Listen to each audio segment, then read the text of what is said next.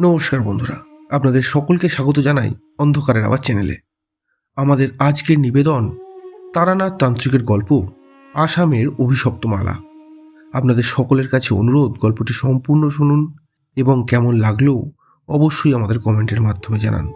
তাহলে চলুন শুরু করা যাক তারানাথ তান্ত্রিকের গল্প আসামের অভিশপ্ত মালা।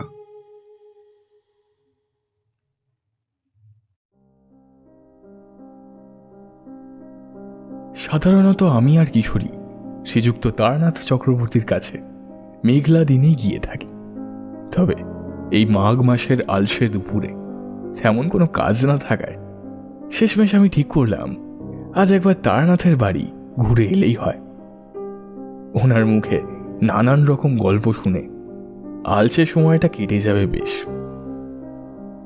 এই তারানাথ চক্রবর্তী সম্পর্কে নতুন করে কিছু বলার নেই।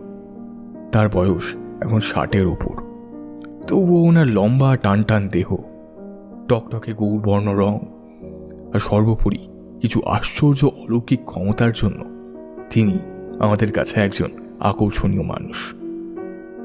সবচেয়ে আকর্ষণীয় অবশ্য ওনার গল্পগুলো।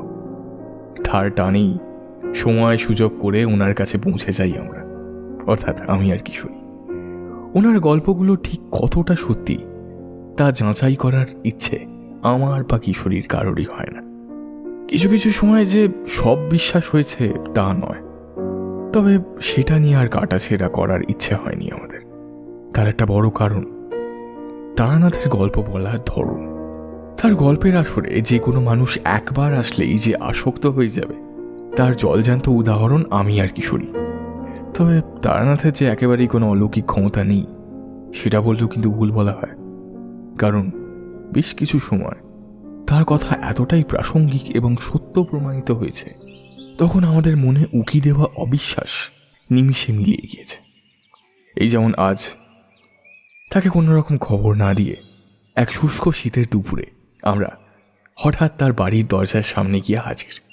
এক মুখ হাসি নিয়ে দরজা খুলে আমাদের সাদরে তার বাড়িতে আমন্ত্রণ জানান স্বয়ং তারানাথ চক্রবর্তী। দরজায় টোকা দেওয়ার আগেই এমনভাবে দরজা খুলে দেওয়ার জন্য আমরা বেশ অবাক হয়েছিলাম। তার দিকে বেশ কিছুক্ষণ চেয়ে রইলাম। আমরা যে অবাক হয়েছি সেটা উনি বেশ বুঝতে পেরেছেন, তাই ওনার ঠোঁটের কোণে এক চিলতে হাসির রেখা দেখা দিয়েছে।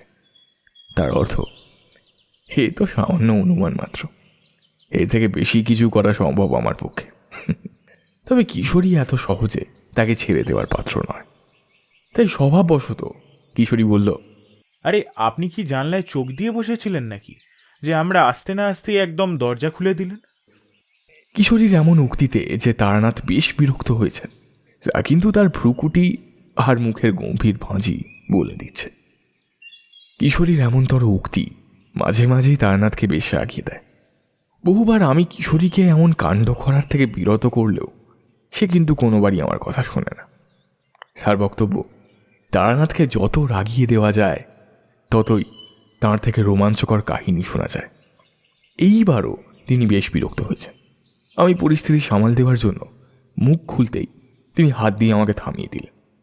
গম্ভীর গলায় বললেন, শোনো হে কিশোরী, দরজা জানলায় চোখ আটকে রেখে নজর করার মানুষ এই তারানাথ চক্রবর্তী নয়। আমি শুধু মধুসুন্দরী দেবীর আশীর্বাদ ধন্য মা তুপাগলির শিষ্য। আমাকে এসব চুরি করে লুকিয়ে থেকে সব বুঝতে হয় না, বুঝলে? আমি নিজের গণনার মাধ্যমে অনেক কিছুই অনেক আগে থেকে বুঝে যাই। এইসব গুরুগম্ভীর বিষয় তোমার এমন স্থূল মাথায় ঢুকবে না। ওনার কথা বলার ভঙ্গি আর গম্ভীর গলার স্বর শুনে আমার বেশ ভয় ভয় করতে লাগলো, কারণ এতদিন যেই তারানাথকে আমরা চিনি তাকে এতটা রেগে যেতে দেখিনি কিশোরীর কথায়। আসলে দরজায় চোখ রেখে লুকিয়ে দেখার কথাটা তার সব থেকে বেশি লেগেছে, এটা বোঝাই যায়। আমি আবার কিছু বলার আগেই তিনি আবারও আমাকে হাত দেখিয়ে থামালেন। তারপর আবার বললেন, তন্ত্রশক্তির ক্ষমতা সম্পর্কে কোনো ধারণাই নেই তোমার। তোমার অজ্ঞতা তোমার কথায় প্রকাশ পেয়েছে। জীবনে শহরে থাকলে আর বড় অফিসে চাকরি করলেই সব সময় সব কিছু জানা যায় না, বুঝলে? তাই তোমার অজ্ঞতার জন্য আমি এবারের মতো তোমায় ক্ষমা করে দিলাম। একটু থেমে তিনি ভিতরের দরজার দিকে তাকিয়ে রইলেন এবং ঠিক তখনই তারানাথের মেয়ে চারি 4 পেয়ালা গরম চা নিয়ে ঢুকল। তাকে দেখে তারানাথ স্মিত হেসে বললেন, দরজার চৌকিতে বসে থাকলে চারিকে ঠিক 10 মিনিট আগে তোমার জন্য চায়ের ব্যবস্থা আর আমার মিষ্টি পান সাজতে বলতাম না, বুঝলে? তন্ত্র সাধনা কোনো চুরি বিদ্যা নয়। সত্যি তো, আমরা আসার পর থেকে তিনি একবারও আমাদের ঘর ছেড়ে বাড়ির ভিতরে যাননি। তাছাড়া আমরা এখানে এসেছি মাত্র 5 মিনিট আগে, তার মধ্যে চারির চা করা, মিষ্টি পান সাজা এসব হয়ে উঠত না। তার কাছে নিশ্চয়ই আগে থেকে এসব কিছু করার নির্দেশ ছিল। ঠিক এই সময়গুলোতেই তারানাথের অলৌকিক ক্ষমতার কিছু নিদর্শন আমরা পেয়ে থাকি। আমি দেখলাম কিশোরী কিন্তু ভয় পেয়ে বেশ গুটিয়ে গিয়েছে। এদিকে তারানাথও গম্ভীর হয়ে বসে রয়েছেন। পরিস্থিতি হাতের বাইরে বেরিয়ে যাওয়ার আগেই আমি হাল ধরলাম। আমি সুযোগ বুঝে তারানাথের প্রিয় সিগারেট পাসিং শোয়ের প্যাকেটটা তাঁর দিকে এগিয়ে দিলাম। সামান্য অস্বস্তি মেশানো হাসি হেসেই বললাম, আহা, কিশোরীর কথায় এত রাগ করছেন কেন ঠাকুরমশাই? ও তো বরাবর আগুপিছু কিছু না ভেবেই যা মুখে আসে বলে দেয়। তাই বলে আপনার মতো এত জ্ঞানী মানুষ ওর ওপর রাগ করবেন? তার চেয়ে বরং এই হাড় কাঁপানো শীতে আপনার জীবনের কোনো রোমহর্ষক কাহিনী যদি আমাদের একটা শোনান, তাহলে আমাদের জীবনে ওই সামান্য জ্ঞানের আলো ফুটে উঠবে আর কি। আমার তোষামত শুনে তারানাথের রাগ গলে গেল। তিনি আমার দিকে ফিরে বেশ প্রশ্রয়ের হাসি হেসে বললেন, কোনটা বেশ গল্প গল্প করছে, তাই তো? তাই এমন তোষামত। তার কথায় কানে হাত দিয়ে জিভ কেটে বললাম, আরে ছি ছি, কী যে বলেন ঠাকুরমশাই, তোষামত কেন করবো আপনাকে? সত্যি কথাই বলছি, যখনই কাজের চাপ বা সাংসারিক চাপে মনটা ভারাক্রান্ত হয়ে পড়ে, ঠিক তখনই আপনার কাছে এসে আমরা হাজির হই। আপনার মুখে শোনা নানান গল্প আমাদের প্রতিবার ভরসা যোগায়। প্রতিবার আপনার মুখে নানান রকমের গল্প শুনে মনের কালিমা দূর করে আমরা ফিরে যাই। তাই এইবারও ওই একই উদ্দেশ্যেই আপনার কাছে আমরা উপস্থিত হয়েছি। তোষামত কিছুই নয়। আমার কথায় যে তারানাথ বেশ সন্তুষ্ট হয়েছেন সেটা তার অভিব্যক্তি দেখেই বোঝা যায়। তবে কিশোরী এখনো ভয় পেয়ে গুটিয়ে রয়েছে। তারানাথ একবার তার দিকে চেয়ে তারপর আবার আমার দিকে ফিরে বললেন, গল্প শোনার আগে তন্ত্র শক্তি সম্পর্কে তোমাদের আজ কিছু কথা বলবো। কারণ এই শীতের দুপুরে তোমাদের যেই গল্পই আমি শোনাতে চলেছি তার সাথে তন্ত্র শক্তিও ওতপ্রোতভাবে জড়িয়ে রয়েছে। তাই গল্প শুরুর আগে সে সম্পর্কে তোমাদের 2-1 কথা বলতে চাই। আজ হঠাৎ তারানাথ তন্ত্র সাধনার কথা বলার ইচ্ছে প্রকাশ করায় আমাদের বুঝতে অসুবিধা হলো না যে কিশোরীর কথার পরিপ্রেক্ষিতে তার এমন ইচ্ছে হয়েছে। কিছুক্ষণ থেমে তিনি শুরু করলেন তন্ত্র সাধনা সম্পর্কে আলোকপাত করা। তন্ত্র সাধনার দেশ ভারতবর্ষ। সেই সুপ্রাচীনকাল থেকে ভক্ত তার সিদ্ধি লাভের জন্য তন্ত্র সাধনা করে আসছেন। যেসব দেবদেবীর উদ্দেশ্যে তন্ত্র সাধনা হয়ে থাকে তার মধ্যে সবচেয়ে জনপ্রিয় দেবী হলেন মা কালী। বিভিন্ন উদ্দেশ্যে সাধক সাধিকারা মা কালীর রূপের পুজো করেন। তন্ত্র সাধনা খুবই গুপ্ত ও কঠিন সাধনা। একমাত্র সৎ ও সিদ্ধি লাভ করেছেন এমন গুরু তার শিষ্যকে তন্ত্র সাধনার দীক্ষা দিয়ে সাধনার সঠিক পথ প্রদর্শন করতে পারেন। তনু থেকে তন্ত্র কথাটা এসেছে। তন্ত্র সাধনার মূল দাঁড়িয়ে আছে পঞ্চময়ের ওপর।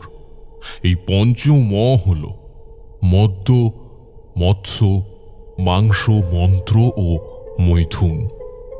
তবে তন্ত্র সাধনা আর তন্ত্র প্রকারে কালী পুজোর মধ্যে, বিশেষ করে লোকচক্ষুর সামনে মা কালীর যে তান্ত্রিক পদ্ধতিতে পুজো হয় তার মন্ত্র ও মুদ্রা কিছুটা হলেও আলাদা। তান্ত্রিক পদ্ধতিতে মা কালীর পুজোয় জীব বলি দেওয়া হয় ও মৎস্যভোগও নিবেদন করা হয়। মাকে সুরা নিবেদন করা হয় মন্ত্র দ্বারা। তান্ত্রিক পদ্ধতিতে কালী পুজোয় বোয়াল মাছ ও অন্যান্য মাছ ভোগ দেওয়া হয়। বলির মাংস পাঁঠার ঘাড় বা গলার কাছ থেকে কয়েক টুকরো মাংস ও রক্ত মাকে ছোট মাটির মুচি বা ছোট সরার মতো বাটিতে করে মন্ত্র দ্বারা সেই সব বাটিতে এক এক করে কলা দিয়ে মা কালীকে নিবেদন করা হয়। বলির মাংস রান্না করে মায়ের ভোগে দেওয়া হয়। সংক্ষেপে বলতে হলে বলা যায় তন্ত্র হলো সৃষ্টি পরিচালনার নিয়ম। এতটা বলে তারানাথ চুপ করেন। তাঁর যে এই মুহূর্তে খানিক তামাক সেবন করার ইচ্ছে হয়েছে সেটা তার উসখুস করা দেখেই বোঝা যায়। তিনি গলা ঝেড়ে তার গম্ভীর গলায় বললেন, এই গল্প বলার আগে আমাকে একটু ঠান্ডা দিলে জমবে না, বুঝলে? তোমরা খানিক বসো ভেতর থেকে, তামাক নিয়ে আসি। এই বলে তিনি ভিতরে চলে গেলেন। আর আমরা সেই সুযোগে দুটো সিগারেট ধরিয়ে সুখ টান দিলাম। তারানাথ মাঝে মাঝেই আমাদের সিগারেট খাওয়ার সুযোগ করে দেন। তিনি জানেন তাঁর সামনে আমরা ধূমপান করি না। সিগারেটে টান দিয়ে আমি কিশোরীকে বললাম, কি ভাইয়া, আজ যে বেশ ভালোই জব্দ হয়েছ দেখছি। হ্যাঁ, এখনো মুখে তো কোনো কথা নেই। আর বলো না ভায়া, আজ বুঝি ইয়ার্কিটা একটু লাগাম ছাড়া হয়ে গিয়েছিল। আমি সত্যি বেশ ভয় পেয়ে গিয়েছি। আমি কিশোরীর কাঁধে একটা হাত রেখে সামান্য জোরে হেসে উঠলাম। আর তার মাঝেই তামাক সেজে ঘরে ঢুকলেন তারানাথ।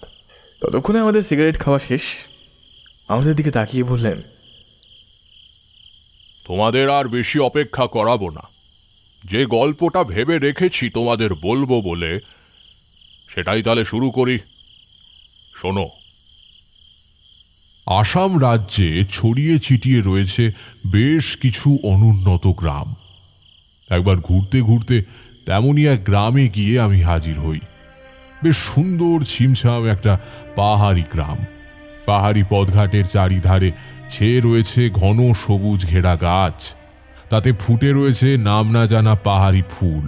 কত না জানা পাখির ডাকে মুখর হয়ে রয়েছে পুরো গ্রাম।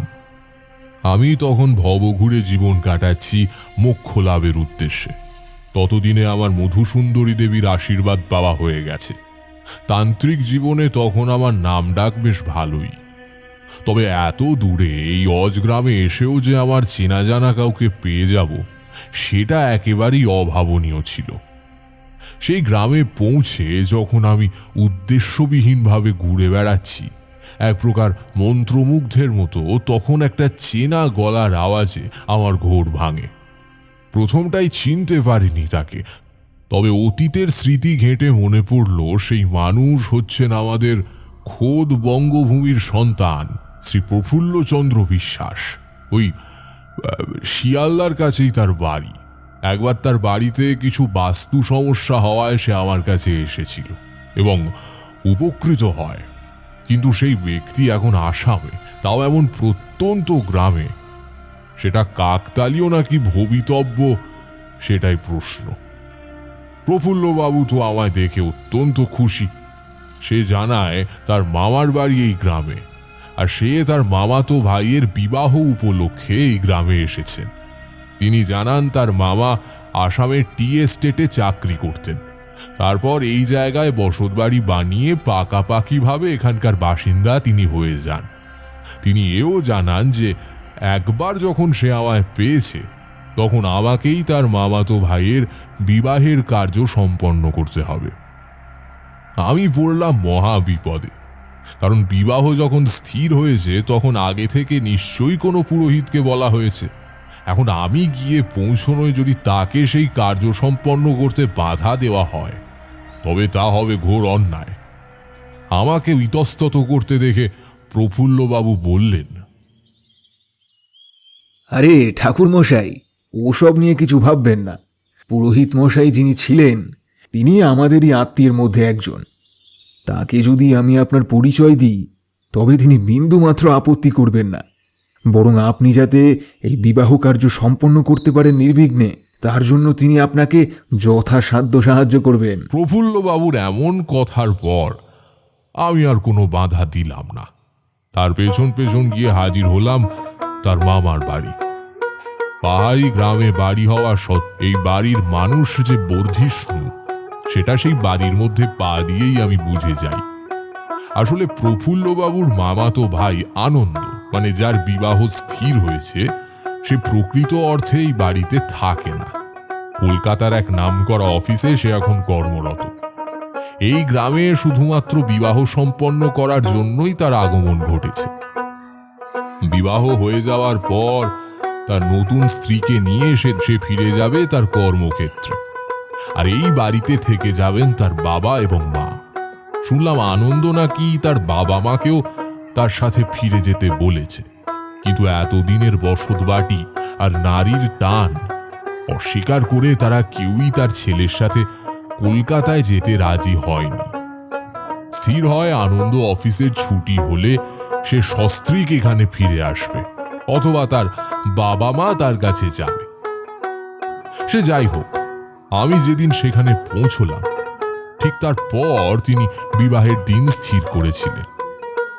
প্রফুল্লবাবুর কথা মতো যে ব্যক্তিকে বিবাহের দায়িত্ব দেওয়া হয়েছিল সে কোনো প্রকার বিরূপ না হয়ে আমাকে সম্পূর্ণ রকম সহযোগিতা করতে রাজি হয়ে গেলেন।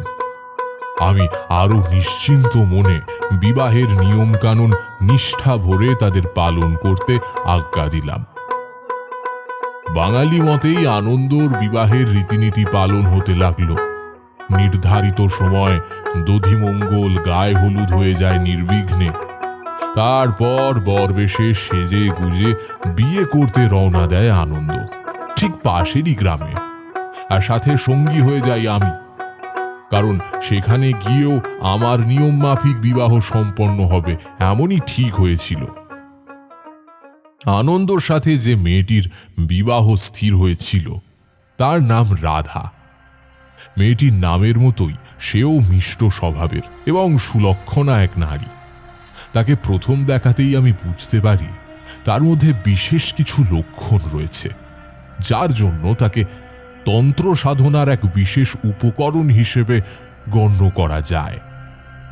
এতক্ষণে সব কিছু বেশ সুন্দরভাবে সম্পন্ন হয়ে গেলেও কেন জানি না আমার মনের মধ্যে একটা অজানা আশঙ্কা ভীষণভাবে আমাকে অস্বস্তিতে ফেলে দিচ্ছিল বারবার।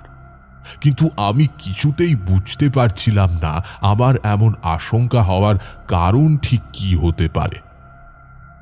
এদিকে সময়ের সাথে সাথে কিশোরী স্বাভাবিক হয়েছে খানিক, আর তার সেই স্বভাব সিদ্ধ অধৈর্য ফিরে এসেছে আবার। তারানাথ গল্প বলা থামিয়ে দেওয়ায় সে আমার পাশে বসেই উসখুস করতে লাগলো, কিন্তু সাহসে ভর করে আর কোনো কথা সে বলল না। তারানাথ হয়তো সবটা লক্ষ্য করেই সামান্য হেসে উঠলেন, বললেন, কিশোরী যে একেবারে মুখে কুলুপ এঁটেছে দেখছি।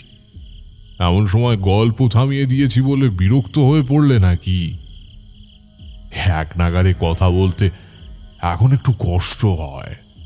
তন্ত্র সাধক বলে এই বয়সে এখনো এত কথা একসাথে বলতে পারি। খুব সাধারণ জীবনযাপন করলে হয়তো এই বয়সে এক নাগারে এত কথা বলা সম্ভব হতো না। তা যাই হোক, আমি আবার গল্পে ফিরে আসি। আমার আশঙ্কাকে ভুল প্রমাণিত করে বেশ নির্বিঘ্নে বিবাহ সম্পন্ন হলো। পরদিন সকালে আমার নির্দেশ মতো শুভক্ষণেই নতুন স্ত্রীকে নিয়ে নিজের গৃহে রওনা দিল আনন্দ। তারপর সেখানে যে সকল নিয়মনীতি ছিল তা খুবই সামান্য। সেই সমস্ত সম্পন্ন করে আমি সেখানে আর রইলাম না। আমার জন্য নির্ধারিত গৃহে প্রবেশ করে আমি সেখানে বিশ্রাম নিতে নিতে শুনতে পেলাম বাড়ির সকলে নতুন বৌমাকে নিয়ে আনন্দে মেতে উঠেছে। কিন্তু তখনও আমার মনের মধ্যে যে আশঙ্কার সম্ভাবনা সৃষ্টি হয়েছিল তা কাটল না, বরং আমি বিপদের গন্ধ পেতে শুরু করলাম। তারানাথে মাঝপথে থামিয়ে কিশোরী জিজ্ঞেস করল, বিপদের গন্ধ? সে আবার কেমন গন্ধ? কিশোরীর কথায় বেশ জোর দিয়ে দীপ্ত কণ্ঠে তারানাথ বললেন, অবশ্যই বিপদের গন্ধ আছে, তবে সেটা সবার পক্ষে পাওয়া সম্ভব নয়। আমি পাই, আমার মতো যারা তন্ত্রবিদ্যায় পারদর্শী তারা পায়। আরে কিশোরী, কি হচ্ছে নাকি? থামো না তুমি, এই গল্পটা শুনতে দাও তো। ঠাকুর সাহেব, আপনি বলুন তারপর কি হলো। আমার কথায় তারানাথ আবার গল্প শুরু করলেন। হ্যাঁ, যা বলছিলাম, বিপদের গন্ধ তো পেলাম, কিন্তু সেটার উৎস খুঁজে পেলাম না। এদিকে বাড়ির সকলে এতটাই উৎসবের আমেজে মুখর হয়ে রয়েছে যে তাদের আর আমার আশঙ্কার কথা বলে বিব্রত করতে মন চাইল না। দেখতে দেখতে কোনো রকম বিপত্তি ছাড়াই সেই দিনটা কেটে গেল। আমি মধুসুন্দরী দেবীকে প্রণাম জানিয়ে তার উদ্দেশ্যে আর্জি জানালাম যাতে তিনি সব রকম বিপদের হাত থেকে এই পরিবারটিকে রক্ষা করেন। আমার মনে তখনও একটা বিপদের আশঙ্কা জোরালো হয়ে কাঁটার মতো বিঁধে রইল। বিবাহের সমস্ত আচার আচরণ মিটে যাওয়া সত্ত্বেও বিবাহের 7 দিন পরে সুবচনী পুজোর আয়োজন আমাকে করতে বলায় আমি এক কথায় রাজি হয়ে গেলাম, কারণ আমার চারিধারে তখনও এক অজানা বিপদের গন্ধ বয়ে চলেছে। রাতে আনন্দর মা আমাকে আমার নির্ধারিত কক্ষে খাওয়ার পরিবেশন করলেন। আগের দিন রাতেও তিনি একইভাবে তার বহুদিনের ভৃত্যকে সাথে নিয়ে আমাকে সযত্নে খাবার পরিবেশন করে গিয়েছিলেন, কিন্তু আজ তাকে দেখে তার মধ্যে কিছু বদল আমার নজরে এলো। কিছুক্ষণ তার দিকে চেয়ে থাকা সত্ত্বেও বদলটা ঠিক কোথায় সেটা আমার ঠাউর হলো না। কতক্ষণই বা পরস্ত্রীর দিকে ওরকমভাবে চেয়ে থাকা যায়, তাই তার দিক থেকে চোখ সরিয়ে আমি খাওয়ারে মনোনিবেশ করলাম। সেদিন রাতে এক ভয়ঙ্কর অস্বস্তিতে ঠিক মাঝ রাতে আমার ঘুমটা ভেঙে গেল। আমি আমার দিব্য দৃষ্টিকে জাগরণ করে কিছু প্রেতাত্মার অস্তিত্ব বুঝতে পারলাম। সাথে তাদের অবয়ব থেকে আসা সেই বিপদের গন্ধ আবারও আমার নাকে এসে লাগলো। আমি সম্পূর্ণভাবে নিশ্চিত হয়ে গেলাম যে এই বাড়িতে কিছু অপশক্তির প্রবেশ ঘটেছে। আমি ঘরের মধ্যে আর চুপ করে বসে থাকতে পারলাম না। ঘর থেকে বেরিয়ে পায়ে পায়ে দরজা খুলে বেরিয়ে এলাম। সমস্ত বাড়িটা একটা নিকষ কালো অন্ধকারের জগতে যেন প্রবেশ করেছে। কোথাও এতটুকু আলো নেই। যে বাড়িটা কিছুক্ষণ আগে হাসি মজা কলরবে মুখরিত ছিল, এই গাঢ় কালো অন্ধকারে এবং নিস্তব্ধতায় যেন শ্মশানপুরীতে পরিণত হয়েছে। তার মধ্যেই আমি টের পেলাম আমার ঠিক ঘাড়ের কাছে একটা ঠান্ডা নিঃশ্বাস, সাথে সেই বিপদের গন্ধটা যেন আরো জোরালো হয়ে গেছে। আমি বুঝলাম অপশক্তি এখন ঠিক আমার নাগালের মধ্যে, আমার ঠিক পেছনেই রয়েছে।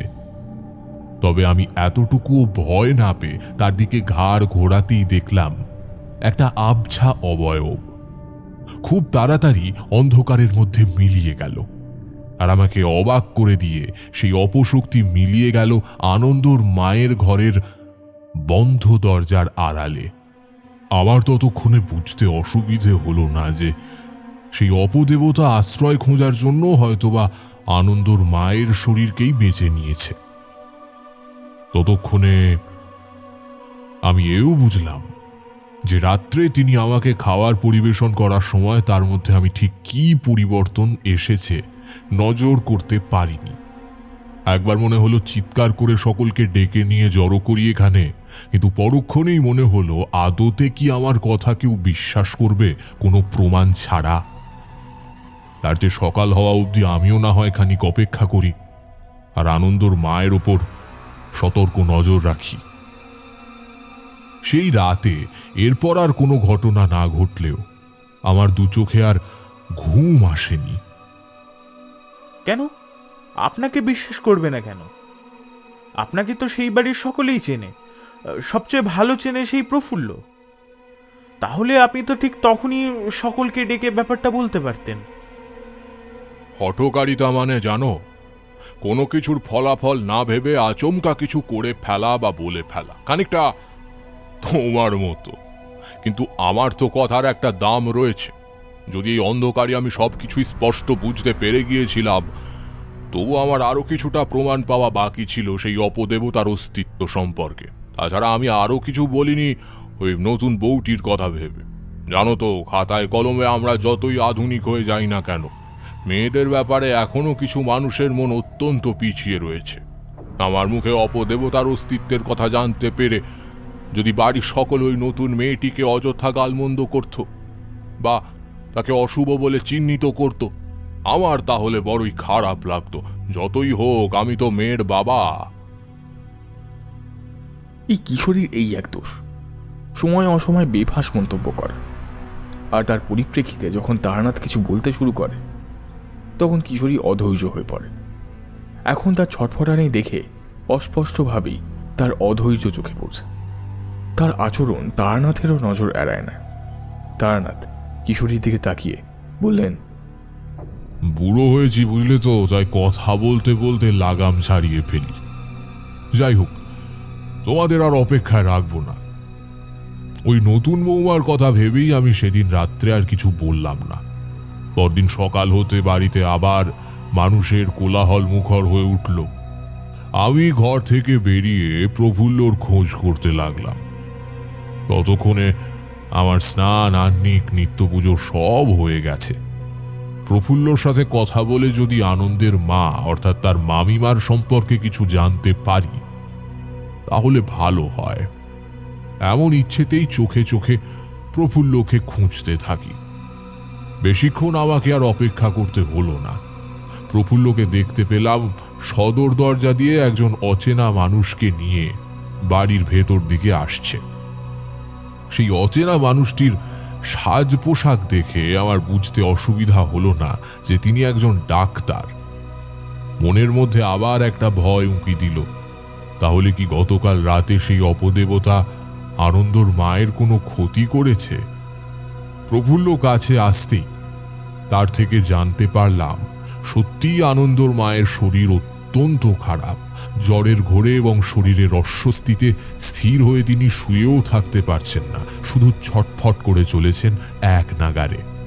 তার উপর জ্বরের ঘোরে এখন তিনি প্রলাপও বকছেন। আমার নিজের ওপর তখন ভীষণ রাগ হলো। গতকাল রাতে যদি অত কিছু না ভেবে বাড়ির মানুষদের সবকিছু জানাতাম তাহলে হয়তো আজকের দিনটা আর দেখতে হতো না, আর এই নিরীহ মানুষটিকে এতটা শারীরিক কষ্ট সহ্য করতে হতো না। এখানে কিশোরীর কথা মতো যদি আমি গতকাল রাতেই বাড়ির সকলকে সবটুকু জানিয়ে দিতাম তাহলে হয়তো বিপদের মাত্রা ওখানে স্মিত হয়ে যেত এতক্ষণে। এই প্রথম ভীষণ অসহায় লাগলো আমার।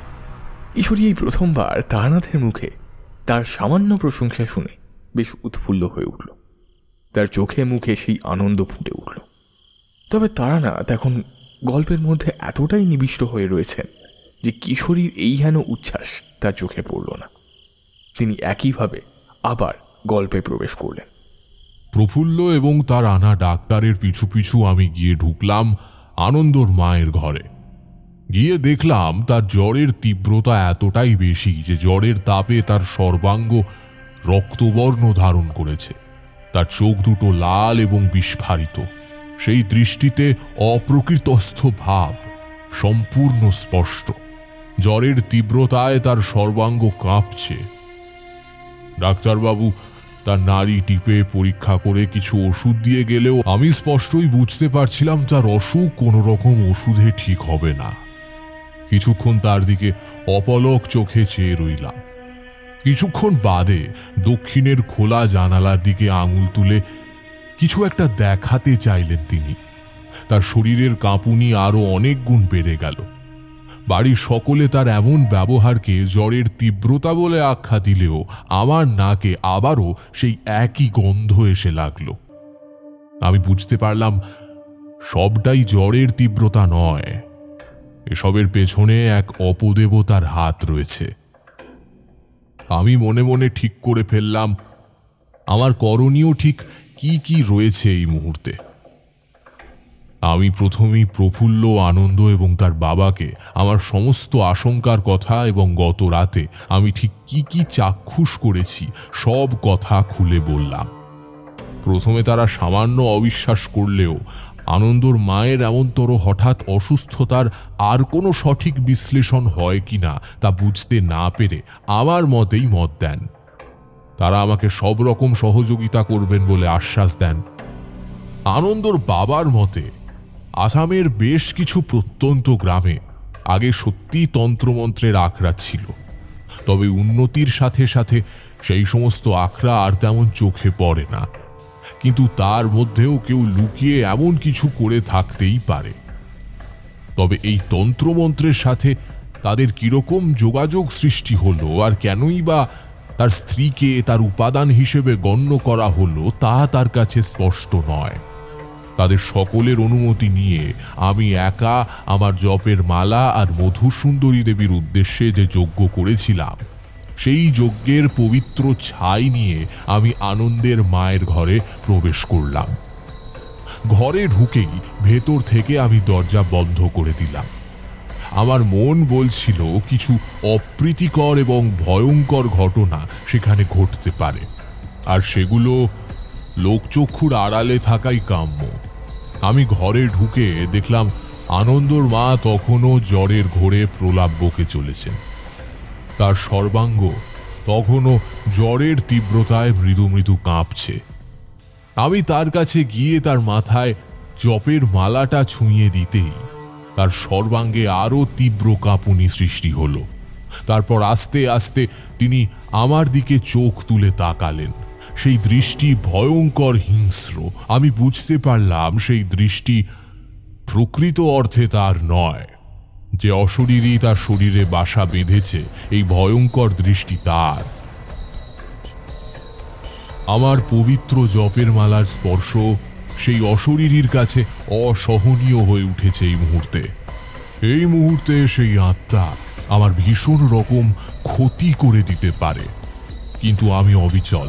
আমার কাছে যে পবিত্র ছাই রয়েছে তার স্পর্শ এই পাপ আত্মা কখনোই সহ্য করতে পারবে না। তাছাড়া মধুসুন্দরী দেবী সর্বক্ষণ যেই অধম সন্তানের দায়ভার স্বয়ং নিজেই নিয়ে রেখেছেন, তাহলে আর আমার নিজেকে নিয়ে দুশ্চিন্তা করার কি বা থাকতে পারে। আনন্দের মা তীব্র চিৎকার করে খাটের ওপর উঠে বসলেন। একটা নিষ্ঠুর হিংস্র দৃষ্টি হেনে তার দুই হাত প্রসারিত করে আমার গলা টিপে ধরার চেষ্টা করেন, কিন্তু তৎক্ষণাৎ একটা তীব্র ঝাঁকুনিতে সেই দুটি হাত ছিটকে সরে যায়। আমি বুঝতে পারি মধুসুন্দরী দেবী আমাকে আবারও রক্ষা করে চলেছেন এই সমূহ বিপদের হাত থেকে। আমি তার উদ্দেশ্যে আমার দুহাত জড়ো করে কপালে ঠেকিয়ে প্রণাম জানাই।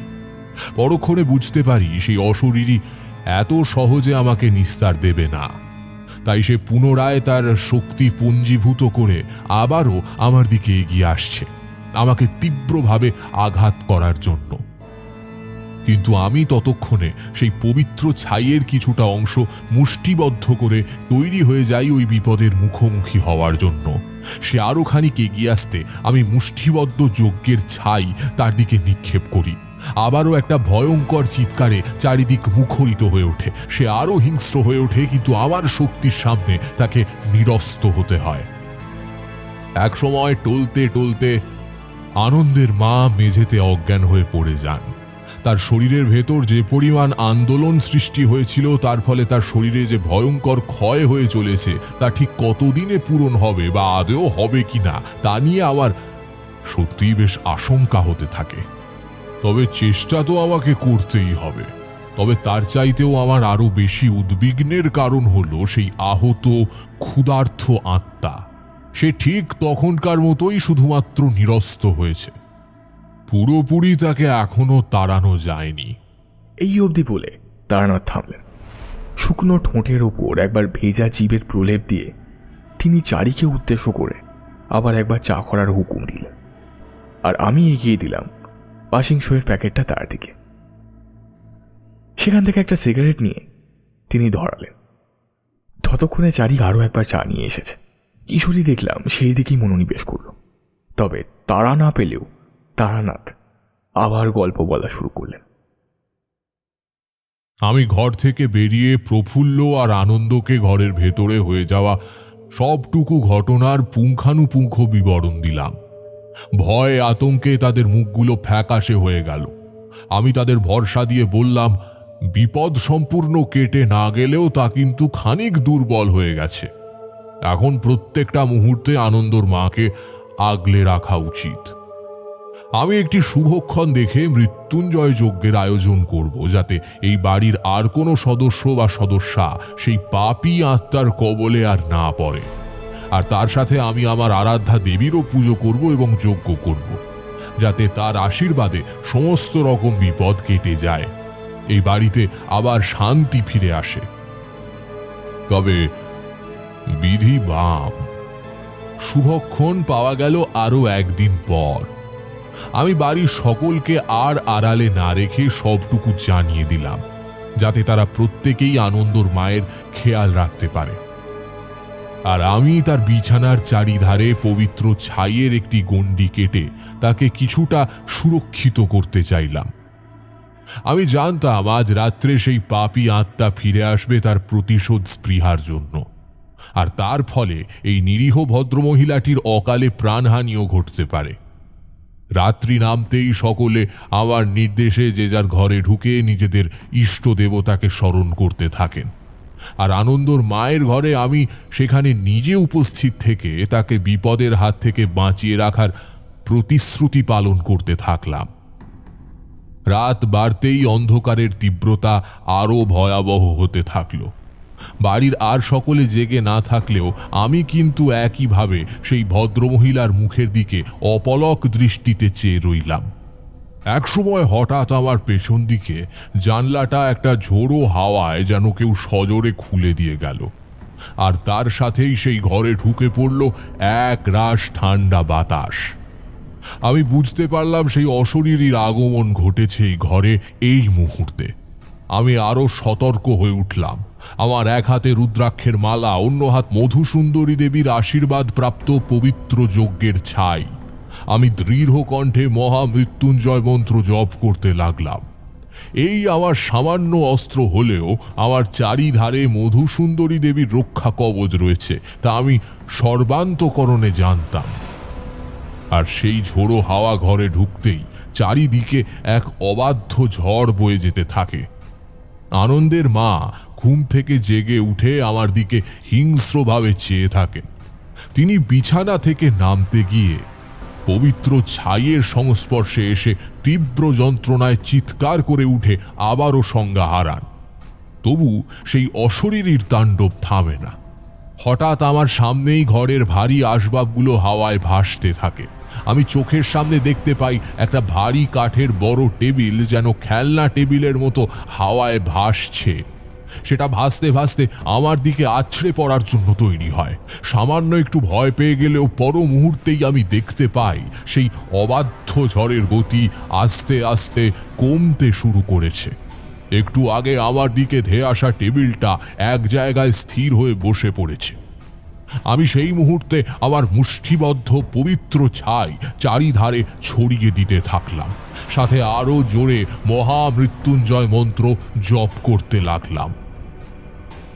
আমি শুনতে পেলাম একটা কালো ধোঁয়ার মতো কিছু আনন্দর মায়ের শরীর থেকে বেরিয়ে আসছে।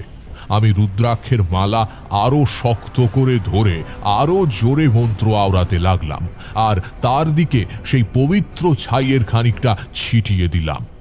একটা তীব্র হাহাকারে ভরে উঠল চারিধার। তারপর আস্তে আস্তে সেই শব্দ হাওয়ায় মিলিয়ে গেল। এক অক্ষুণ্ণ নীরবতার মধ্যেও আমি ধীরে ধীরে টের পেলাম বিপদ কেটে গেছে। আমি তখন আনন্দর মায়ের কাছে গিয়ে তাকে পরীক্ষা করে দেখার জন্য উঠে দাঁড়ালাম। তার কাছে পৌঁছে দেখতে পেলাম ভয় এবং কিছুদিনের পৈশাচিক অত্যাচারে তার সর্বাঙ্গ এখন মলিন হয়ে গেছে। অত্যন্ত সেবা শুশ্রূষা না পেলে তাকে সুস্থ করা সম্ভব হবে না। কিন্তু আমার চোখ আটকে গেল একটা বিশেষ বস্তুর ওপর। তার গলায় তখনও একটা অদ্ভুত দর্শন কালো পাথরের মালা দেখে। প্রথমত এমন একটি সস্তার কালো পাথরের মালা এই পরিবারের গৃহিণীর পক্ষে পরিধান করাই একটি বিস্ময়ের ব্যাপার। তার উপর এটি উৎসবের বাড়ি, নানা রকম আত্মীয় সেখানে থাকায় সাধারণত মহিলারা তাদের সব থেকে দামি এবং সুন্দর গয়না পরিধান করে থাকেন। সেইখানে এমন একটা মালা তার গলায় দেখে আমি অবাক হলাম। আরও অবাক হলাম এটা দেখে যে সেটি গলায় পরিধান করতে করতে তার ঘাড়ের এবং গলার কাছে কেমন কালশিটে পড়ে গেছে। যদি এই মালা পরে থাকা এতটাই কষ্টকর হয়ে থাকে, তবে এটি পরিধান করার দরকার কি এটাই আমি বুঝতে পারলাম না। এখন এই মালাটি খুলে দেওয়া একান্ত প্রয়োজন দেখে আমি দরজা খুলে বেরিয়ে এলাম। আমি তখন আর সেসব নিয়ে না ভেবে দরজা খুলে বাড়ির বাকিদের ডেকে আনলাম। এই মুহূর্তে আনন্দর মায়ের যথেষ্ট সেবা শুশ্রূষার প্রয়োজন। বাড়ির অন্য একজন মহিলা আনন্দর মায়ের গলা থেকে সেই মালাটি খুলে আমার হাতে তুলে দেন। আমি সেটা হাতে ধরে ঘর থেকে বেরিয়ে আসি। তবে আমার মনের মধ্যে তখনও কিছু অমীমাংসিত প্রশ্ন ভার করে রয়েছে। এই মালাটি তার গলায় দেখে আমার মনের মধ্যে এক অন্য আশঙ্কা দানা বেঁধেছে। এখন আমার বিশ্বাস যদি ঠিক হয়, তবে ওই মালাই আসল কারণ যার দ্বারা প্রেতাত্মাকে আহ্বান করা হয়েছে। তবে এই মালাটি তাকে দিল কে? আরও একটা প্রশ্ন রয়েছে আমার মনে।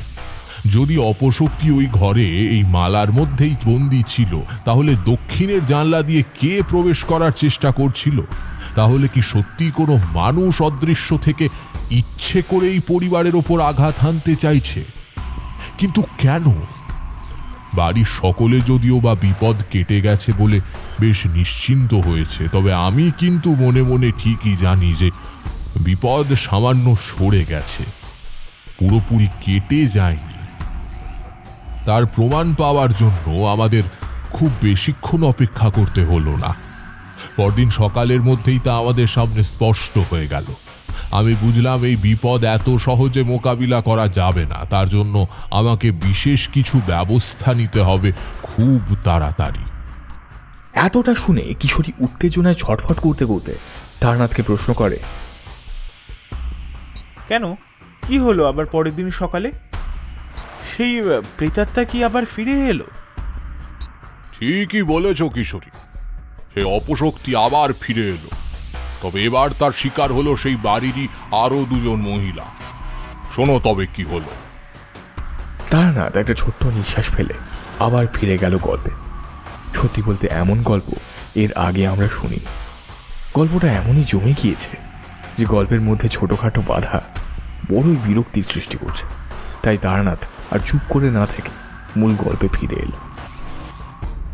আনন্দের মা ধীরে ধীরে সুস্থ হয়ে উঠলেও এখনই সংসারের সমস্ত কাজ করার জন্য তার শরীর উপযুক্ত ছিল না। তাই তার ছোট দুই জা মানে দেবরের পত্নী সংসারের যাবতীয় কাজের দায়িত্ব পালন করতে লাগলেন। আর তার শারীরিক সেবা শুশ্রূষার ভার নিজের হাতে তুলে নিলেন নতুন বউটি। আমি আড়ালে থেকে লক্ষ্য করলাম সেই মেয়েটি অত্যন্ত সুলক্ষণা।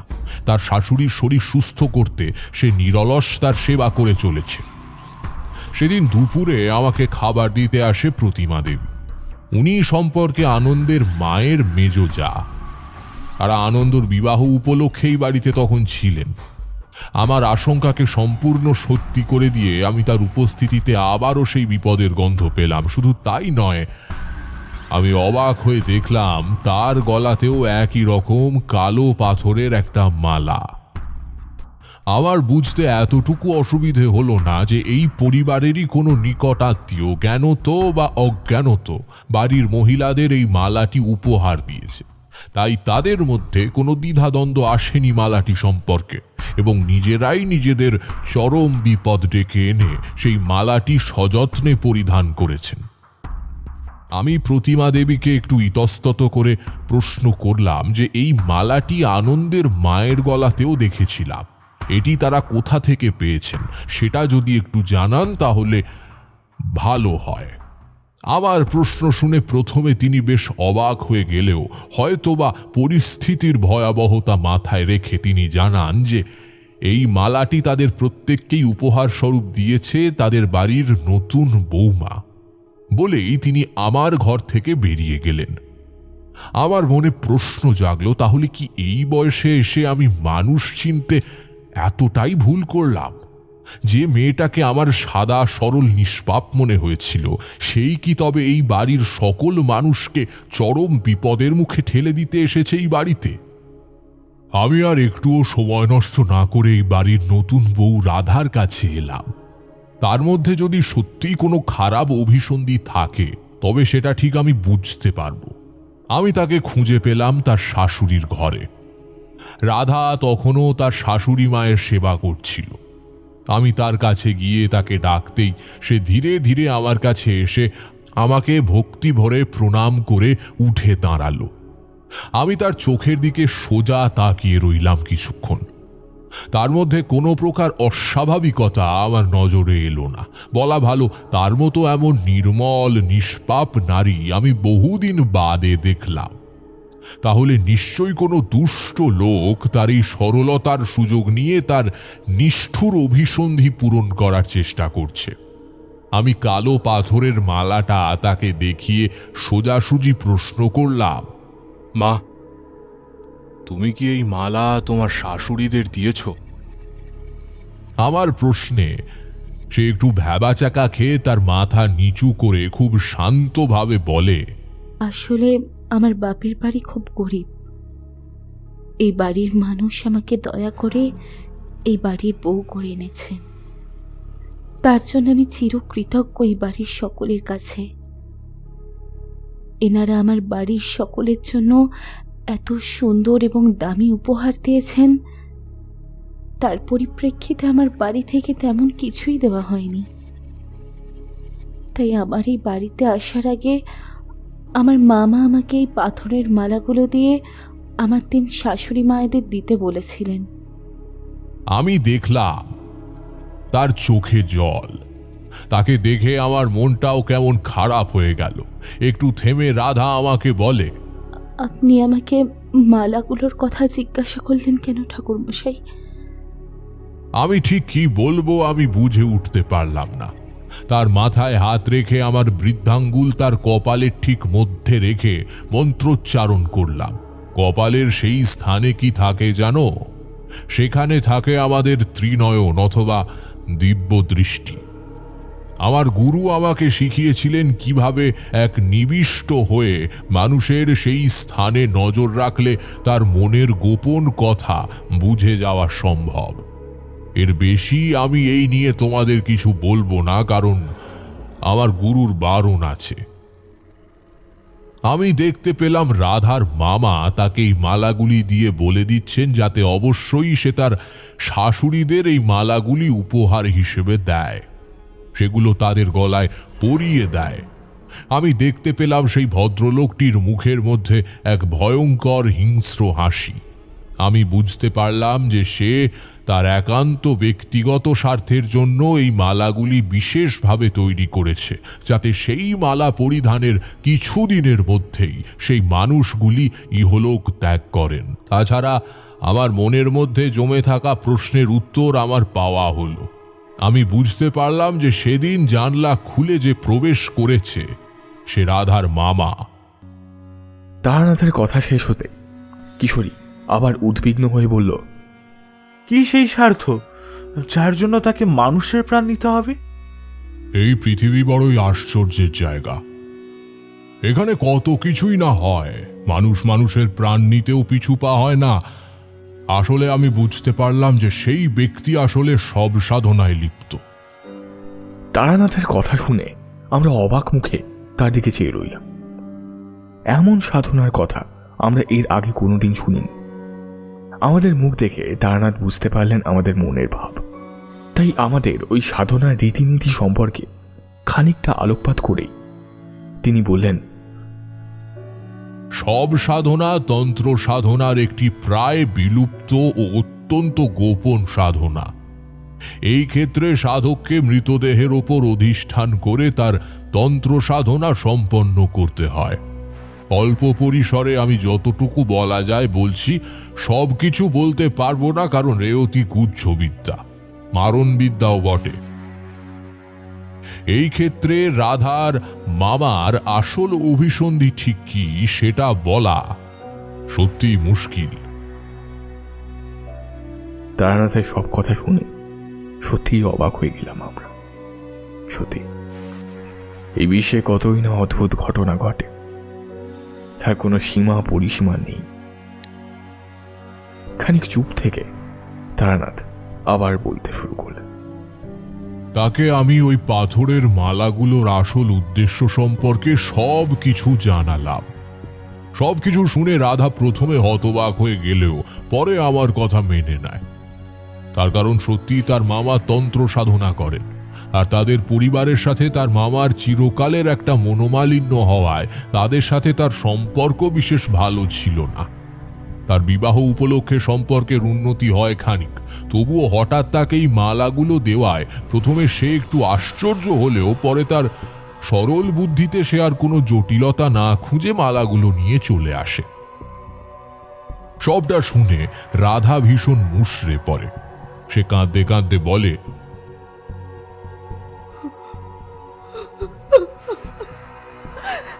আমি এসবের কিছুই জানতাম না ঠাকুর মশাই, বিশ্বাস করুন আমি কিচ্ছুই জানতাম না। কিন্তু কিন্তু এই বাড়ির মানুষজন আমাকে ভুল বুঝবে, ওনারা ভাববেন আমি ইচ্ছা করে ওনাদের ক্ষতি করার জন্য মালাগুলো তাদের পড়তে দিয়েছিলাম। আমি সত্যি কিছু জানতাম না ঠাকুর মশাই, আমি সত্যি কিচ্ছু জানতাম না। তাকে সান্ত্বনা দিয়ে আমি বললাম, তুমি নির্ভয় থাকো মা, আমি এই বাড়ির মানুষজনকে বুঝিয়ে বলব যাতে তারা তোমাকে ভুল না বোঝে। আমি জানি এই ঘটনায় তোমার কোনো ইচ্ছাকৃত ভুল নেই। তারপর তাকে বুঝিয়ে দিয়ে বললাম তার কি কি করণীয়। তার বাকি দুই শাশুড়ির ওপর থেকে বিপদ কাটেনি, বলা ভালো তাদের বিপদ এই মুহূর্তে শুরু হলো, তাই তাদের কড়া নজরদারির মধ্যে রাখতে হবে। একটু এদিক থেকে ওদিক হলে তাদের প্রাণহানি পর্যন্ত হতে পারে। রাধার সাথে কথা বলতে বলতে আমরা রান্নাঘরের দিক থেকে একটা চিৎকার শুনতে পাই। বাড়ির পুরনো ভৃত্য রান্নাঘর থেকে ভীষণ চিৎকার করে বলছে, বাবু, বাবু, ছোট বাবু, বড়বাবু, দেখে যান, মেজো গিন্নিমার গায়ে আগুন লেগে গেছে। হে ভগবান, কি সব ঘটছে! আসুন, আসুন আপনারা। ভৃত্যটির চিৎকার শুনে আমরা তাড়াতাড়ি রান্নাঘরের দিকে ছুটে গেলাম। সেখানে গিয়ে যা দেখলাম তাতে যে কোনো মানুষ ভয়ে আতঙ্কে মুহ্যমান হয়ে যেতে পারে। দেখলাম এই বাড়ির মেজ বউ যে কিনা আমাকে খাবার দিতে গিয়েছিলেন, তিনি রান্নাঘরের মাঝখানে দাঁড়িয়ে খিলখিল করে হাসছে। তার খোলা চুল, চোখ দুটো ঠিকরে বেরিয়ে আসতে চাইছে, তবুও তিনি বীভৎসভাবে হেসে চলেছেন আর নিজের শরীর আঁচল একটু একটু করে চুলোর আগুনে দিয়ে দিচ্ছেন। আমি বুঝলাম এই কাজটা তাকে দিয়ে করানো হচ্ছে।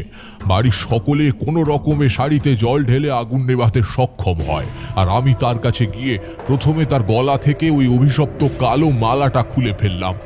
তারপর আমার হাতে ধরা রুদ্রাক্ষের মালা তার কপালে ঠেকিয়ে নিবিষ্ট মনে মন্ত্রোচ্চারণ করতে লাগলাম। তখন তার সর্বাঙ্গ থরথর করে কেঁপে উঠল আর গগনভেদী চিৎকার করে আমাকে আক্রমণ করতে উদ্যত হলো। কিন্তু মধুসুন্দরী দেবীর আশীর্বাদ আমার কুশাগ্রসে হতে পারল না, বরং আমার চারিধারে যে সুরক্ষা কবচ দেবী তৈরি করেছিলেন তার পবিত্র উত্তাপে তার সারা শরীর যেন জ্বলে পুড়ে যেতে লাগলো। আরো চিৎকার করতে করতে তিনি মূর্ছা গেলেন। সেই যাত্রায় কোনো রকমে তার প্রাণ রক্ষা করা যায়। আমার তখন মনে পড়ে এই গৃহে আরো একজন রয়েছেন যার গলায় এখনো সে কালো পাথরের মালা রয়ে গেছে। তার গলা থেকেও সেই মালাটা এখনই খুলে ফেলা দরকার। এই মুহূর্তে তার কোনো বিপদ হলেও হতে পারে। কথাটা মনে হতেই আমি রাধাকে নিয়ে এই বাড়ির ছোট বউয়ের ঘরের দিকে রওনা হলাম। তার ঘরে তাকে খুঁজে পাওয়া গেল না। বাড়ির অন্যান্য ঘরে খুঁজেই যখন তাকে পাওয়া গেল না, ধারণা হলো তিনি বাড়ির বাইরে চলে গেলেও যেতে পারেন। তবে তাকে কিছুক্ষণের মধ্যেই পাওয়া গেল বাড়ির ছাদে। বাড়ির পুরনো ভৃত্যই তাকে সেখানে দেখতে পায় প্রথম। তারপর সে চিৎকার করে বাকিদের ডাকে। আমি খানিকটা নিশ্চিন্ত হলাম, কারণ বাড়ির বাইরে চলে গেলে তাকে খুঁজে তার বিপদ থেকে তাকে মুক্ত করতে অনেক সময় লেগে যেত। তবে এই ক্ষেত্রেও যে বিপদ খুব একটা কম ছিল তা নয়। বাড়ির সকলে এবং আমি যখন ছাদে পৌঁছলাম তখন সেই মধ্যবয়স্কা ভদ্রমহিলাকে জোর করে আটকে ধরে রেখেছে এই বাড়ির পুরনো ভৃত্য, আর সেই আটক থেকে মুক্তি পাওয়ার জন্য আপ্রাণ চেষ্টা করে যাচ্ছেন তিনি।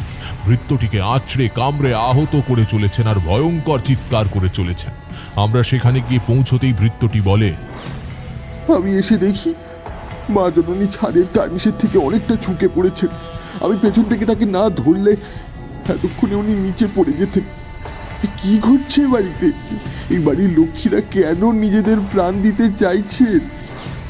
সব কিছু শুনে আমি তার দিকে এগিয়ে গেলাম। তারপর তার গলা থেকেও সেই অভিশপ্ত কালো মালাটা খুলে ফেলে দিলাম, আর আমার রুদ্রাক্ষের মালা তার কপালে চেপে ধরে থাকলাম বেশ কিছুক্ষণ, যতক্ষণ না তিনিও চিৎকার করতে করতে একসময় হার মেনে অজ্ঞান হয়ে যান। তিনি অজ্ঞান হয়ে যে আমার নির্দেশে তাকেও মেজ বউকে ধরাধরি করে তুলে আনন্দর মায়ের ঘরে একসাথে তাদের শোয়ার ব্যবস্থা করতে বললাম। তারা তিনজনে একসাথে থাকলে তিনজনের ওপর নজর দেওয়া সহজ হবে। তারা আলাদা আলাদা স্থানে থাকলে কেউ যদি নজর এড়িয়ে যান তবে নিশ্চিত মৃত্যু থেকে তাদের কাউকেই বাঁচানো সম্ভব হবে না। সারাটা দিন কোনো ক্রমে কেটে গেল। আমি একভাবে বসে তিনজনকে পাহারা দিতে থাকলাম, কারণ আমার মনে হলো এই নিষ্ঠুর কর্মকাণ্ডের প্রধান নেতা এখনো বাইরে। তার পক্ষে ছলচাতুরির মাধ্যমে এই তিনজন নারীর প্রাণহানি করা একেবারেই কঠিন নয়। আমি বাড়ির সকলকে জানিয়ে দিলাম আজ রাত্রে আমি আর রাধা এই তিনজন নারীকে পাহারা দেব। আজ রাত্রে যে ভয়ঙ্কর কিছু ঘটবে তা আমি ভালোই বুঝতে পারছিলাম। আজ আহত প্রেতাত্মা এবং তাদের মালিক যে মরণ কামড় বসাবে, এবং সেই মর্মান্তিক দংশনের হাত থেকে এই তিন নারীকে বাঁচিয়ে রাখা যে মোটেও সহজ কাজ হবে না তা বলাই বাহুল্য। তবে মধুসুন্দরী দেবীর আশীর্বাদের জোরে আমি যে কোনো কঠিন বিপদ থেকে নিজেকে রক্ষা করতে পারবো এবং বাকি সকলেরও প্রাণহানি আমি রোধ করতে পারবো তা আমি ভালোভাবেই জানতাম। আমি মধুসুন্দরী দেবীর উদ্দেশ্যে প্রার্থনা জানিয়ে তাকে বললাম যেন আজ রাতটুকু তিনি এই বাড়ির সকলকে যে কোনো রকম বিপদের হাত থেকে রক্ষা করেন। তারপর কাল সকাল থেকে শুরু হবে মহামৃত্যুঞ্জয় যজ্ঞ, সাথে মধুসুন্দরী দেবীর আরাধনা। এই বিপদের হাত থেকে রক্ষা পাওয়ার ওই একটা মোক্ষম অস্ত্র রয়েছে। তবে আমি মনে মনে জানতাম প্রেতাত্মাদের মুক্তি দিলেও তাদের মালিক অর্থাৎ রাধার মামা যে এত সহজে হার মেনে নেবে না। তার সাথে আমায় এক কঠোর লড়াই লড়তে হবে তাও আমি জানতাম। বাড়ির সকলে আমার নির্দেশ মতো রাতে সামান্য খেয়ে যে যার ঘরে ঢুকে ভেতর থেকে দরজা বন্ধ করে দিল। সকলকে বলা রইল আমি তাদের যতক্ষণ না পর্যন্ত দরজা খুলে বাইরে আসতে বলবো তারা যেন বন্ধ ঘরের মধ্যেই আমার নির্দেশের অপেক্ষা করেন। তারপর আমি আর রাধা ফিরে গেলাম ওই তিন নারীকে যে ঘরে রাখা হয়েছে সেই ঘরে। রাধা তিনজন শাশুড়ি মাকে যথাসাধ্য সেবা শুশ্রূষা করতে থাকে, আর আমি মেঝেতে একটা কুশাসন পেতে আমার রুদ্রাক্ষের মালা গলায় পরে দেবীর নাম জপ করতে লাগলাম। রাত তখন অনেক গভীর। আমি আবার সেই বিপদের গন্ধ পেতে শুরু করলাম। লক্ষ্য করলাম রাধা ক্লান্তিতে ঘরের এক কোণে হেলান দিয়ে ঘুমিয়ে পড়েছে। তাকে আমি চাপা স্বরে তার নাম ধরে ডাকলাম, বললাম, রাধা, রাধামা, জাগো, এখন যে ঘুমোবার সময় আসেনি। এখন যে বিপদের সম্মুখীন হতে হবে আমাদের, তুমি নিজেকে প্রস্তুত করো। আমার ডাকে ধড়ফড় করে জেগে উঠল রাধা। ঠিক তখনই একটা ঝোড়ো হাওয়ার ধাক্কা লাগতে শুরু করলো দক্ষিণের জানালায়। হাওয়ার বেগ যত বাড়তে লাগলো ততই জানালায় সেই ঝোড়ো হাওয়া আছড়ে পড়তে লাগলো। এক সময় খুলে গেল সেই জানলা, আর বিছানায় শুয়ে থাকা তিনজন নারীও ঘুম থেকে উঠে জানলার দিকে আঙুল দিয়ে কিছু একটা দেখিয়ে ভয়ঙ্কর চিৎকার করতে শুরু করলেন। তাদের চিৎকারে এবং আচরণে আমি বুঝতে পারলাম প্রেতাত্মার আগমন ঘটেছে। তারপর সেই তিনজন নারীর চোখে চাহনি ধীরে ধীরে বদলে যেতে লাগলো, আর তারা প্রাণপণে চিৎকার করে যেতে লাগলেন।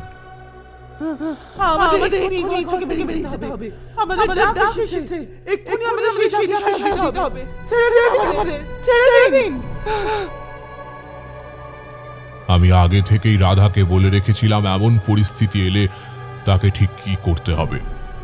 সেই কথা মতো রাধা আমার পাশে রাখা পবিত্র ছাই মুঠো করে ছড়িয়ে দিতে লাগলো সারা ঘরে। তার তিন শাশুড়ির চিৎকারের সাথে তখন আরো কিছু ভয়ঙ্কর চিৎকার যুক্ত হলো। চারিধারে তখন কান পাতা দায় হয়ে গেল। আমি আমার মন্ত্রোচ্চারণ বিন্দু মাত্র থামালাম না। পবিত্র ছাইয়ের উত্তাপ আর আমার মন্ত্রের জোরে আবারও সেই রাতের মতো বিপদ সাময়িক কেটে গেল। পরদিন সকালে আমি সকলকে সবিস্তারে সব ঘটনা বললাম। এমনকি রাধার উপহারে দেওয়া ওই কালো পাথরের মালাগুলোই যে আসল বিপদের উৎস তাও আমি সকলকে জানালাম। তবে আমি সকলকে অনুরোধ করলাম যাতে তারা কেউ ওই নিষ্পাপ মেয়েটিকে কোনরূপ আঘাত না করেন, কারণ এই বিপদের জন্য তার কোনো হাত নেই, বরং সে নিমিত্ত মাত্র। আসল অপরাধী তার মামা। আমার কথা শুনে বাড়ির সকলে অত্যন্ত রেগে গেলেন। তারা তখনই রাধার মামাকে চরম শাস্তি দেওয়ার জন্য উদ্যত হলেন, কিন্তু আমি তাদের এমন করতে বিরত করলাম, কারণ সেই দুষ্টতান্ত্রিককে জব্দ করতে হলে তন্ত্র সাধনার দ্বারাই তা করতে হবে, অন্যথায় বিপদ আরো বাড়বে। আমি সকলকে বুঝিয়ে দিলাম আজ সন্ধে হতেই আমি মহামৃত্যুঞ্জয় যজ্ঞ শুরু করব, আর তারা সকলেই সেই যজ্ঞের আগুনের চারিধারে উপস্থিত থাকবেন। বিশেষ করে ওই 3 জন নারীকে আমার যজ্ঞের ঠিক সামনেই রাখবে। সেই যজ্ঞ শেষ হতে আমি আবার আরাধ্যা দেবীর আরাধনা শুরু করব। তার আরাধনায় ও এক মহাযজ্ঞের আয়োজন আমি করব, আর তখনই আমার সাথে সেই দুষ্টতান্ত্রিকের তন্ত্র সংঘাত হবে। আমিও দেখব এই কলিযুগে শুভ শক্তির জয় হয় কিনা। তবে তাদের কিছু বস্তুর আয়োজন আমায় করে দিতে হবে, আর রাধা মাকে আমার এই সমস্ত উপাচারে পাশে লাগবে, কারণ তার হাত ধরেই যেহেতু এই বিপদ এই বাড়িতে প্রবেশ করেছে, আমার ধারণা তার হাত ধরেই এই বিপদকে আমি এই বাড়ি ছাড়া করতে পারবো। তাছাড়া রাধার মধ্যে যে সুলক্ষণ আমি লক্ষ্য করেছি, তার প্রভাব যে কোনো অপশক্তি সহ্য করতে পারবে না। বাড়ির মানুষজন ব্যস্ত হয়ে পড়লেন আমার প্রয়োজনীয় বস্তুর ব্যবস্থা করবার জন্য। সেই ফর্দ খুবই সাধারণ, কারণ একান্ত প্রয়োজনীয় বস্তুগুলি দুষ্প্রাপ্য, তাই সেগুলি আমি সব সময় আমার সাথে নিয়েই যাত্রা করি। তারপর সেই মাহেন্দ্রক্ষণ উপস্থিত হল। আমি প্রথমেই মহামৃত্যুঞ্জয় যজ্ঞ আরম্ভ করলাম। আমার আর কিশোরী তখন উত্তেজনায় টান টান অবস্থা। বুকের মধ্যে একটা শিহরণ টের পাচ্ছি আমরা। সেই যজ্ঞের প্রভাব কতটা হয়েছিল, আর তারানাথের সাথে সেই দুষ্টু তান্ত্রিকের সংঘাত ঠিক কতটা সাংঘাতিক হয়েছিল তা শোনার জন্য আমরা ব্যগ্র হয়ে উঠেছিলাম। একসাথে এতগুলো কথা বলে তারানাথ একটু থামলেন, তারপর আবার শুরু করলেন। যজ্ঞ শুরু হওয়ার সাথে সাথে আমি আবার সেই বিপদের গন্ধ পেতে শুরু করলাম। এমনকি আমাদের চারিধারে যে অশরীরীদের আগমন ঘটেছে তার প্রমাণ আমি পেতে শুরু করলাম। তবে সেই অশুভ শক্তির যে কোনরূপ সাহস বা শক্তি হবে না এই পবিত্র আগুনের বলয় ভেদ করে এই বাড়ির কারুর ক্ষতি করার, তা আমি জানতাম।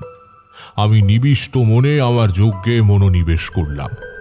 কিছুক্ষণ নির্বিঘ্নে যজ্ঞ করার পর সেখানে শুরু হলো ঝড়ের তাণ্ডব। সেই ঝোড়ো হাওয়ার উদ্দেশ্য আমি ভালোই বুঝলাম।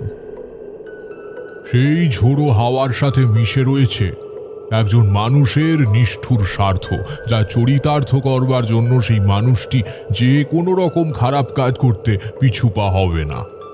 সেই ঝোড়ো হাওয়ার তাণ্ডবে সেখানে উপস্থিত সকল মানুষ ঘরের ভেতর প্রবেশ করতে উদ্যত হলো।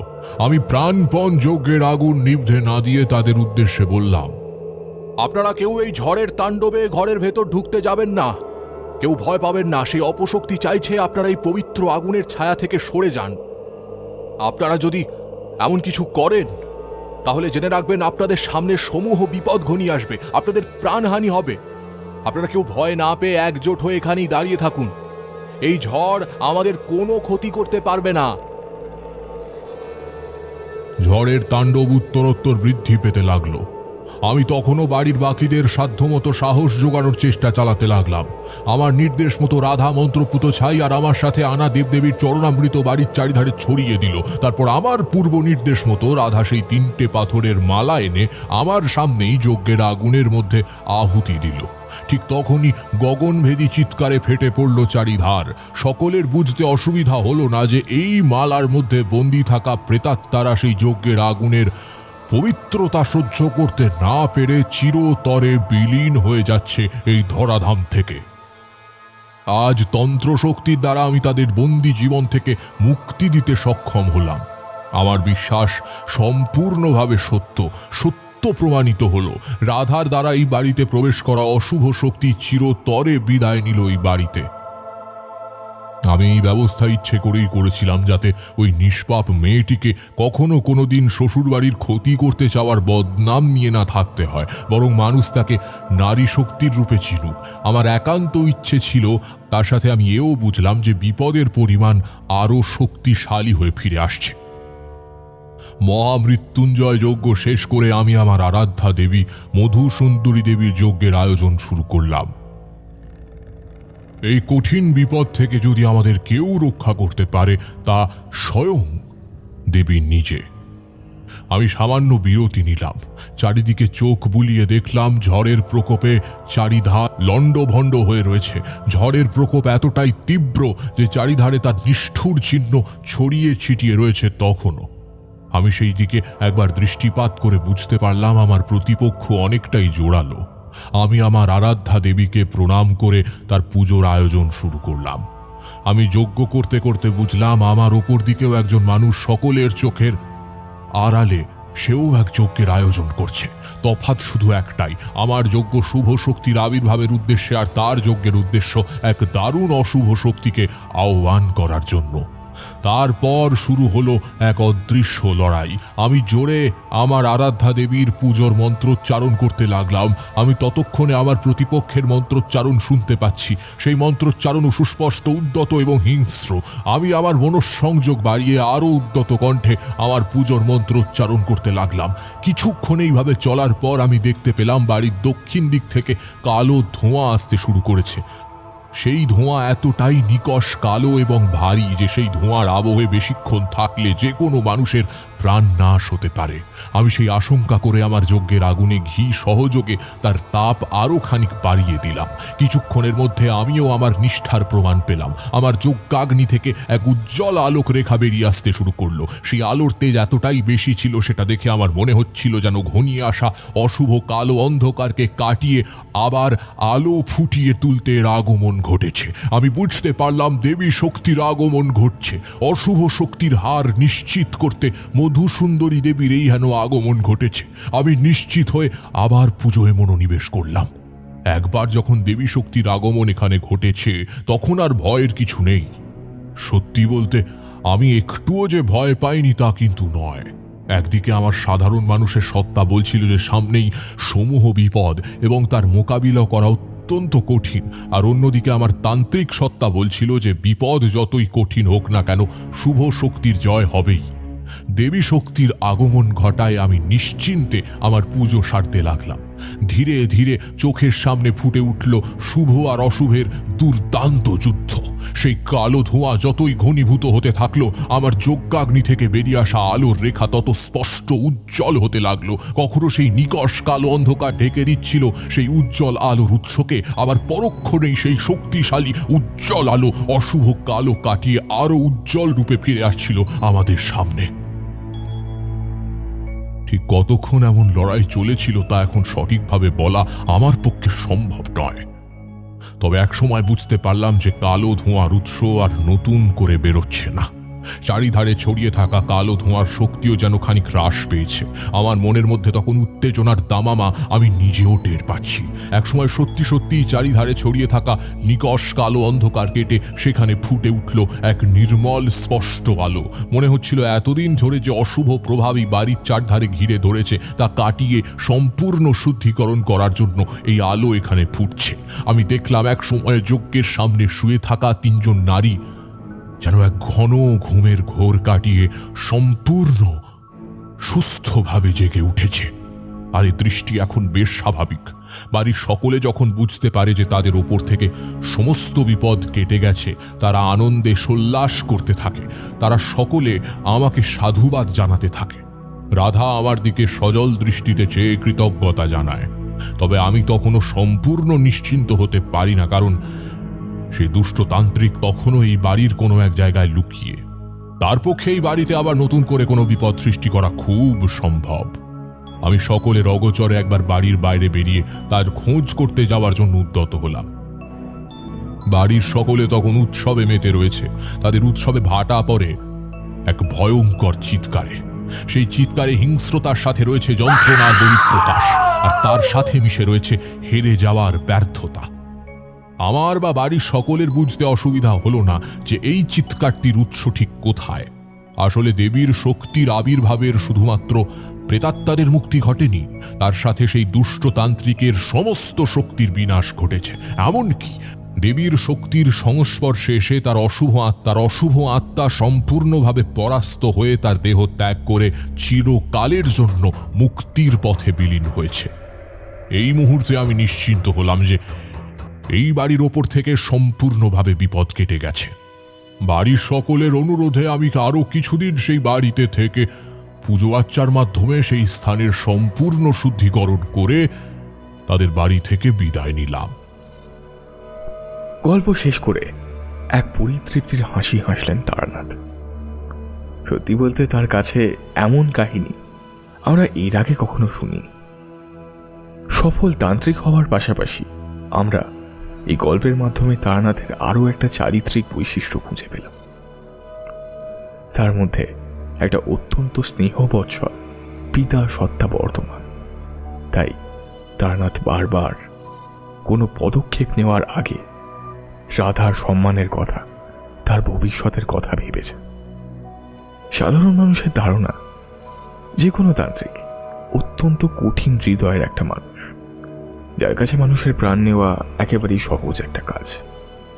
তবে যারা তারানাথকে কাছ থেকে চেনে তারা জানে তারানাথ একজন সফল তান্ত্রিক হওয়া সত্ত্বেও তিনি সেই শক্তির কোনোদিন কোনো মানুষের ক্ষতি করার কাজে ব্যবহার করেন, বরং তার তন্ত্র শক্তি দ্বারা মানুষের সবসময় উপকারী করেছেন।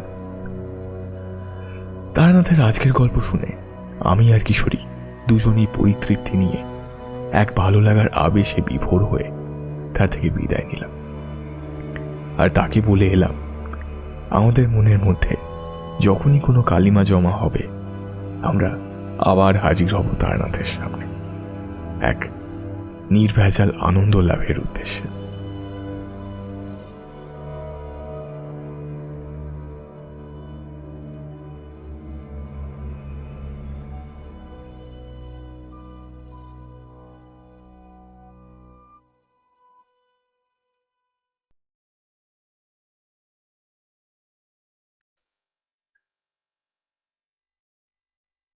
শুনছিলেন তারানাথ তান্ত্রিকের গল্প আসামের অভিশপ্ত মালা। গল্পটি আপনাদের কেমন লাগলো অবশ্যই আমাদের কমেন্টের মাধ্যমে জানান। যদি ভালো লেগে থাকে তাহলে একটি লাইক করবেন এবং এইরকম আরও গল্প শুনতে সাবস্ক্রাইব করতে পারেন অন্ধকারের আওয়াজ। দেখা হবে পরবর্তী একটি ভিডিওতে। ততক্ষণের জন্য সবাই ভালো থাকুন, সুস্থ থাকুন। সকলকে অসংখ্য ধন্যবাদ।